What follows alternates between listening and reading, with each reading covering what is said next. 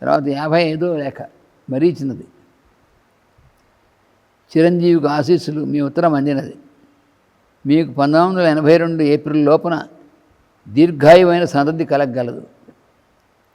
దాని కొరకై మందులు మాకులు పుచ్చుకొనవలదు. నేను హైదరాబాద్ రాబోనప్పుడు మీకు తెలియజేయగాను. తప్పక మీరు నన్ను చూడగలరు. ఎప్పుడు పుట్టబోతున్నారో చదువుతున్నారో అది దీర్ఘాయువు అని కూడా చెప్పేస్తున్నారు. పుట్టాక జాతకం చూసేపటం కాదు. వాడు మీ సంతతి పుడుతుంది డెఫినెట్గా. ఎప్పుడు 1982 ఏప్రిల్ లోపలే మీ సంతతి పుడుతుందన్నారు. ఆ పుట్టే సంతతి దీర్ఘాయు కలిగి ఉంటుందన్నారు. అది 56వ లేఖ. పరిశుద్ధాత్మ స్వరూపులు పూజనీయులకు శ్రీ శ్రీ శ్రీ వారికి, ఆచార్యుల వారికి మనకి నమస్కారములు. ఓం నమో నారాయణాయ. మీరు ఈ నెల 2వ తేదీన వ్రాసిన లేఖ ఈనాడే చూచుట సంభవించినది. మంత్రగీత విషయమును, భాగవత రహస్య ప్రకాశం విషయమును మీరు వెలుబుచ్చిన సద్భావములు యజ్ఞార్థమైన ఉద్యమమునకు సహకారమైన ఆశీస్మయ స్వరూపములు. ఎవరు పెద్ద ఆయన ఆచార్య గారు. ఎవరు ఎచ్చడ నుండి ఏ ఆధ్యాత్మిక సేవ చేసినను అది భారత జాతి స్వరూపముగా అంతర్యామి నారాయణునికి చేసిన పూజే.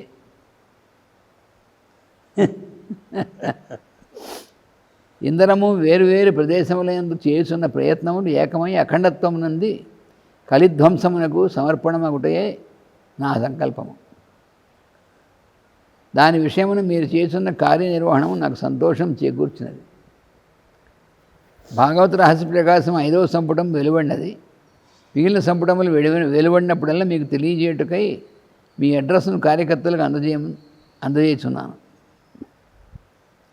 దాని ప్రచురణకు సహాయపడగల చదువర్లకు సుగమము చేయగల ప్రణాళికను గూర్చి కార్యకర్తలు కొన్ని ముద్రితాంశములు గల కరపత్రమును మీకు పంపగలరు.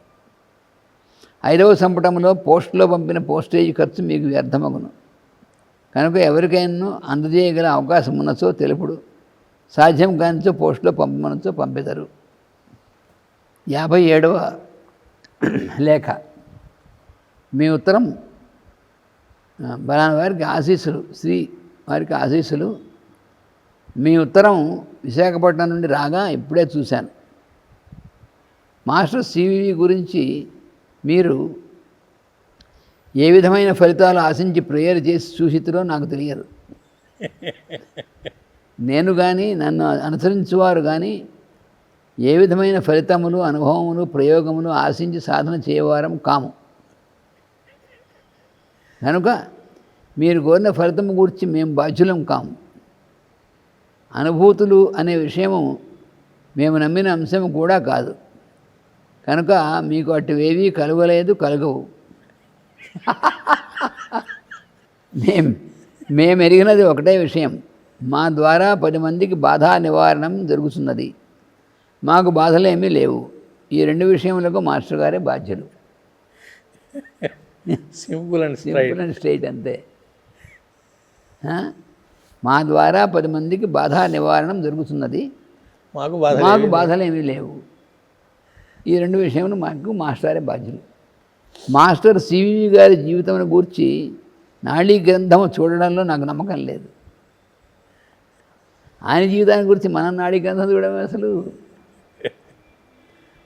అది మత్స్యావతారం కోసం వల విసరడం లాంటిది.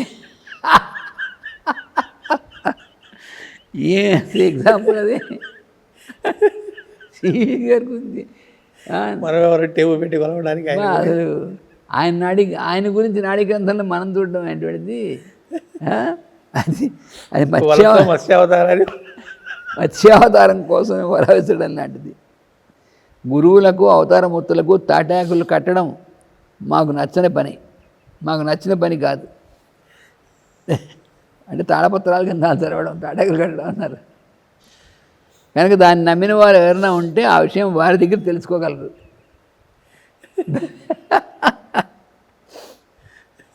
వాళ్ళేం వద్దంటలేదు, కానీ మేము ఆ పని చేయమన్నారు.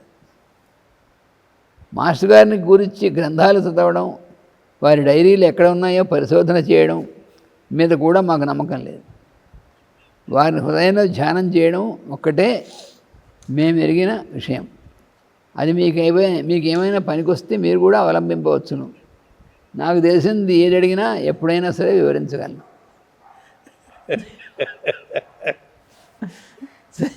అది ఎక్కడ ఇప్పుడు ఆ డైరీలు తీసుకొచ్చుకున్న వాళ్ళు సాధనలో ముందుకెళ్ళటం బాగుపడేదో ఏం ఉండదు, అర్థం కూడా కావాలి.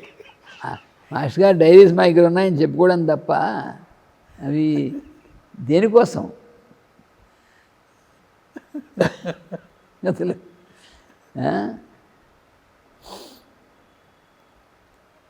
అది 58వ లేఖ. చిరంజీవి సౌ భాగ్యవతికు కుటుంబమునకు శుభాశీస్సులు. నీ ఉత్తరం అందినది, ఆశ మాత్రము పోలేదు అని వ్రాసేటివి కనుక కర్తవ్యం తెలియజేస్తున్నాను.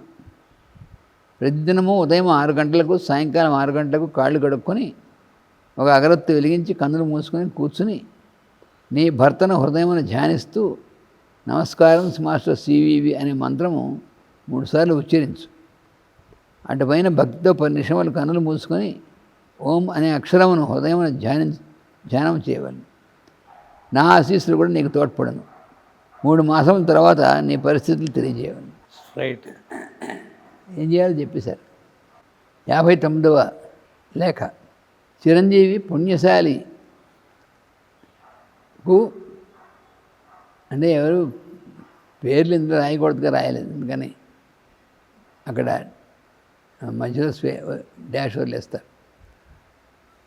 నీకు 5 తన మూర్తులను బాధ్యతలో సేవ చేసి తరించడానికి అప్పజెప్పి ఉన్నాడు.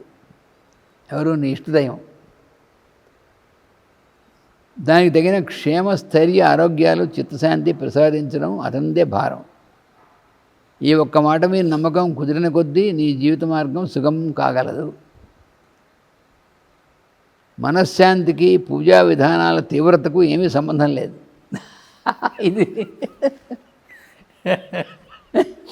మనస్సు శాంతిగా ఉంచుకోవడానికి బాహ్యంగా చేసే పూజా విధానాల తీవ్రత అంటే పూజ చేసుకోవచ్చు, కానీ తీవ్రంగా ఏం చేసుకోవాల్సిన అవసరం లేదన్నారు. తీవ్రత ఎందుకు? పూజ చేసుకోవడానికి మామూలుగా ప్రశాంతంగా చేసుకోవాలి. ఉగ్ర తపస్సు చేసి ఎవరు రాక్షసులు చేస్తారు ఉగ్ర తపస్సు, మనం ఎందుకు చేయడం? మనశ్శాంతికి పూజా విధానాల తీవ్రతకు ఏమీ సంబంధం లేదు. సమర్పణ చేయబడిన మనస్సు తప్పక శాంతి పొందుతుంది. మనశ్శాంతిని సమర్పణ చేసే పొందుతుంది, దానికి తీవ్రత ఏం అక్కర్లేదండి. సొంతంగా చక్కదిద్దుకోవడానికి పెనుగులాడిన కొంతసేపు చిక్కులు ఉంటాయి, ఇబ్బందులు ఉంటాయి. అది వదిలేక అదే పని కేవలం కర్తవ్యంగా జరుగుతూ ఉంటుంది. అది వదలడానికి అదే పని కేవలం కర్తవ్యంగా జరుగుతూ ఉంటుంది. ఎన్ని మార్గాలు అవలంబించినా, ఎన్ని విశేషాలు విన్నా దైవం అప్పచెప్పిన కార్యక్రమం నుండి తప్పించుకోవడం సాధ్యం కాదు. అర్జునుడు అంతకుముందు చేసింది అనేక యుద్ధాలు చేశాడు, ఇక్కడ కర్తవ్యంగా ఆయనకి శరణాగతి చెంది చేశాడు, అంతే. అప్పుడు ఆయనకేమి ఆ కార్యక్రమమును కొందరు తెలియక పూర్వ దుష్కర్మ ఫలితం అనుకుంటారు. అనుకుంటే సొంతానికి పోతుంది. అప్పుడు దీని పేరు నా కర్మ. అనుకోకపోతే అంతా వాడి పని. పని అదే ఉంది. వాడి పనిగా భావించే జ్ఞానం నీకు వాడు ఇదివరకే కొంత ప్రసాదించాడు, మిగిలింది ప్రసాదిస్తాడు. రోజు ఉదయం సాయంత్రం తిరువాడు వేళల్లో కన్నులు మూసుకొని కూర్చొని 15 నిమిషాల పాటు నీ ఉచ్ఛ్వాస నిశ్వాసాలు గుండె కొట్టుకొనడం గమనిస్తూ ఉండు. అందులో నీ ఇష్టదైవమైన కృష్ణనామాన్ని నిలిపి చూడు. ఇంతకన్నా చేయదగిన తీవ్ర పూజ అక్కర్లేదు. పిల్లలను దండించడం అక్కర్లేదు. క్రమశిక్షణ అభ్యాసం చెయ్యి. విశాఖపట్నం రానక్కర్లేదు. నేను వచ్చే నెల 7వ తేదీ విజయవాడలో ఉంటాను. వీలు పడితే నీవు అక్కడికి రావచ్చు. భౌతికంగా నేను నీకు కానీ నీ పిల్లలకు కానీ చేయగలిగిన సహాయం సందర్భపడినప్పుడు అలా చేస్తూ ఉంటాను. సమస్యలు ఉన్నట్లు ఏమైనా అనిపిస్తే ఉత్తరం రాస్తూ ఉండు, తీరిపోతాయి. జాగ్రత్త చదువుకోవాలి. అసలు ఇది సమస్యలు ఉన్నట్లు ఏమైనా అనిపిస్తే ఉత్తరం రాస్తూ ఉండి తీరిపోతాయి. మీ అత్తయ్య గారికి కూడా ఇదే సందేశంగా చదివి వినిపించు.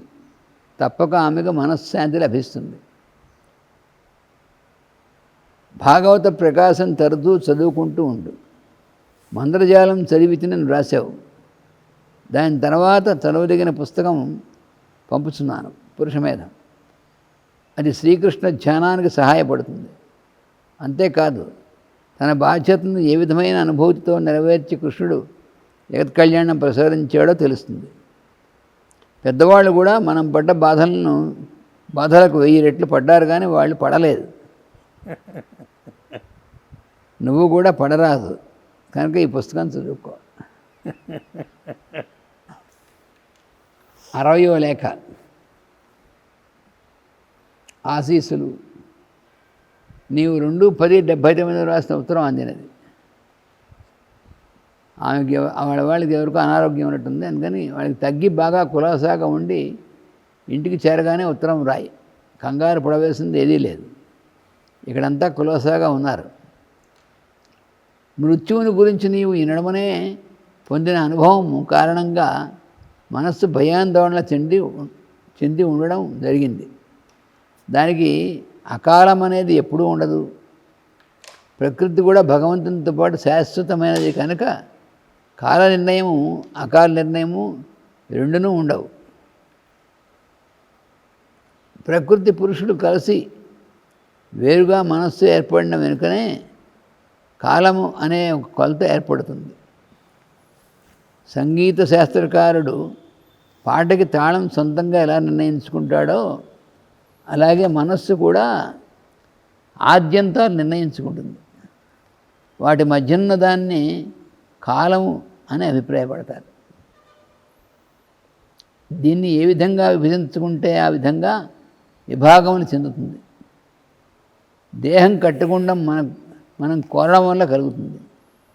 అలాగే ఎవరికి వారు అవలంబించే జీవిత విధానాన్ని అనుసరించి దేహం విడిపోవడం, దాని కాల నిర్ణయం ఎవరికి వారే చేసుకుంటారు.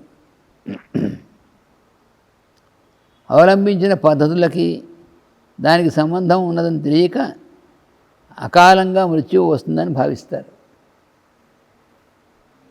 మృత్యువు మనసు పెట్టుకున్న పేరు. ఉన్నది మన కోసం. దేహం కట్టుకోవడం మనకు చాలు అనిపించినప్పుడు కానీ, మనలోని పంచభూతాలకి చాలు అనిపించినప్పుడు కానీ విడిపోవడం జరుగుతుంది. దీన్ని గురించి భయము దుఃఖము కూడా మనసు కల్పించుకున్నవే కనుక సత్యాలు కావు. భగవంతుడు వీన్ని కల్పిస్తున్నాడు అన్నది కూడా సత్యం కాదు. మనం ఎట్లా ఆచరించామో ఏం చేసామో దాన్ని బట్టి ఆ మృత్యు అనేటువంటిది ఉంటుంది తప్ప ఆయన తీసుకెళ్ళిపోయాడు అంటే ఏంటండి, అది దేనైతే మృత్యు అని పిలుస్తున్నామో శరీరం వలన న్యాచురల్ ప్రాసెస్. రైలు కదలికలో ఉండగా దూకి దెబ్బలు తగిలించుకుంటే రైల్వే వారు ఎలా బాధ్యులు కారో ఎంత ఎగ్జాంపుల్, భలే ఎగ్జాంపుల్. రైలు కదలికలో ఉండగా దూకి దెబ్బలు తగిలించుకుంటే రైల్వే వారు ఎలా బాధ్యులు కారో అలాగే కర్మల విషయంలో భగవంతుడు బాధ్యుడు కాదు. మనం కర్మలు చేసుకొని ఫలితం అనుభవిస్తూ భగవంతుడి కారణం భగవంతుడి కారణం కంటే ఏంటంటే అవుతుంది. నువ్వు రైలు వెళ్తుంటే నువ్వు ఎందుకు దూకావు? మనం దూకితే దెబ్బలు తగులుతాయి. నాకు రైల్వే వాళ్ళకి సంబంధం ఏంటి అసలు? నువ్వు దూకి. అలాగే మనం నువ్వేదో అనవసరంగా వ్యామోహపడి అప్పు చేసావు, ఏదో పడ్డానికి ఎందుకో. వాడు బిజినెస్ బాగున్నాడు, నువ్వు కూడా బిజినెస్ చేద్దాం అప్పు చేసావు అనుకో, అప్పు చేసి పెడదాం, ఇది కూడా పోయింది. దీనికి భగవంతుడు చేశాడు. భగవంతుడు ఏం చేశాడు? నువ్వు కావాలని చేసుకుని. అసలు ఆయన ఇచ్చిన ఎగ్జాంపుల్ మాత్రం బ్రహ్మాండమైన ఎగ్జాంపుల్. రైలు నుంచి దూకి పెడుతున్న రైలు నుంచి నువ్వు దూకావు, నీ దెబ్బలు ఎంచుకున్నావు. కర్మ సిద్ధాంతం మొత్తాన్ని సింపుల్గా ఇచ్చారు కర్మ సిద్ధాంతాన్ని. దానికి దేవుడు బాధ్యుడు ఎలా అవుతాడు? అసలు రైల్వే వాళ్ళు ఎలా అయితే బాధ్యులు కారో ఇక్కడ కూడా నీకు దేవుడు బాధ్యుడు కాదన్నారు. రైల్లో నుండి దూకాలి అనే బుద్ధి పుట్టకుండా ఉన్న రైల్వే వారు పుట్టకుండా నన్ను రైల్వే వారు ఎందుకు కాపాడరు అనే ప్రశ్న ఎటువంటిదో, దైవం నా చేత ఈ దుష్కర్మ ఎందుకు చేయించాలనే ప్రశ్న కూడా ఇలాంటిదే. దూకాలనే బుద్ధి పుట్టించకుండా ఎందుకు రైల్వే వాళ్ళు నా మనసులో అది రైల్లో ఉండి దూకాలి అనే బుద్ధి పుట్టకుండా నన్ను రైల్వే వారు ఎందుకు కాపాడలేనటువంటిది ఇలాంటి ప్రశ్న. దైవం నా చేత ఈ దుష్కర్మ ఎందుకు చేయించాలనే ప్రశ్న కూడా ఇలాంటిదే. మనసు స్వతంత్రంగా నిర్ణయం తీసుకున్నంతసేపు తాత్కాలికంగా ఎవరికి వారే బాధ్యులు. ఇప్పుడు చూడండి, చాలామంది నేను లవ్ చేసుకున్నా, మ్యారేజ్ చేసుకున్నాను, మరి వారే బాధ్యులు. తర్వాత కొనాలైనా కొట్టుకుని విడిపోతున్నారు. ఎవరి బాధ్యులు అంటే దీన్ని దేవుడిని నిందించడం వల్ల లాభం లేదు. దీన్ని భగవంతుడు ఏం చేస్తాడు? నువ్వు ఇది చేసుకుని నువ్వు ఫిజికల్గా అట్రాక్షన్ అనేటువంటి నీకు కలిగి నువ్వు చేసుకున్నారు. కొట్టుకుని వాళ్ళు ఒకళ్ళు పనికొస్తారా లేదా, ఎవరిని అడిగావా, పెట్టావా, ఏం లేదు కదా, చేసుకున్నారు. అదేం తర్వాత ఏమైంది? సంవత్సరం కూడా అవ్వకుండా వాడు కొట్టుకుని విడిపోతే ఎవరు బాధ్యులు? భగవంతుడు ఏం చేస్తాడు మధ్యలో? మనం చేసుకుని అన్నిటికీ భగవంతుడు అది వాడు ఉన్నాడు పాపం, ఖాతాలో వేసే నువ్వు నిన్నెవరు చేశాడు? మనసు స్వతంత్రంగా నిర్ణయం తీసుకున్నంతసేపు తాత్కాలికంగా ఎవరికి వారే బాధ్యులు. నిజమైన సమర్పణ జరిగినప్పటి నుండి ఈ బాధ్యత మాయమవుతుంది. అప్పుడు భయం, దుఃఖము ఉండవు. అది నిజమైన సమర్పణ అవునో కాదో దానికి ప్రూఫ్ ఏంటంటే భయం, దుఃఖం లేకపోవడమే. వేరే దానికి ప్రూఫ్ ఏం అక్కర్లేదు. నీ మనసుకి భయం, దుఃఖము కలగడం లేదంటే సమర్పణ కరెక్ట్. అంతేగాని సమర్పణ చేశాను నువ్వు డిక్లేర్ చేసిన ఉపయోగం లేదు. మార్గంలో ప్రపంచంలో భాగమైన మన జీవితం నడుస్తూ ఉండదు కనుక భయము, దుఃఖము ఉంటాయి. మనం అనుకున్న మార్గం అది. మనం అనుకున్న మార్గంలో ప్రపంచంలో భాగమైన మన జీవితం నడుస్తూ ఉండదు కనుక భయము, దుఃఖం ఉంటాయి. మనం అనుకోవడం మానినప్పుడు అవి ఉండవు. మనం అన్నీ మనమే చేసుకుని ఇంకొక పరిష్కారం లేదు. ప్రకృతి ధర్మములకు వ్యతిరేకంగా పరిష్కారం ఎప్పుడూ ఉండదు. నువ్వు అన్నీ నీ ఇష్టం వచ్చినట్టు చేసేస్తానటువంటిది ప్రకృతి ధర్మాలకు వ్యతిరేకమైనటువంటి చేసేసి పరిష్కారం అంటే ఏం పరిష్కారం ఉంటుంది అక్కడ? సమయం వచ్చినప్పుడు శరీరం పోకుండా ఉండడం ఎంత దుర్లభమో, సమయం రానప్పుడు ఎంత మార్పు చేసినా శరీరం పోవడం కూడా అంతే దుర్లభం. అందరం ప్రస్తుతం బాగానే ఉన్నారు, ఎవరి గురించి భయపడవలసిన కాలం కాదు. పిల్లవాడి ఆరోగ్యం చక్కబడగానే మళ్ళీ ఉత్తరం రాయి.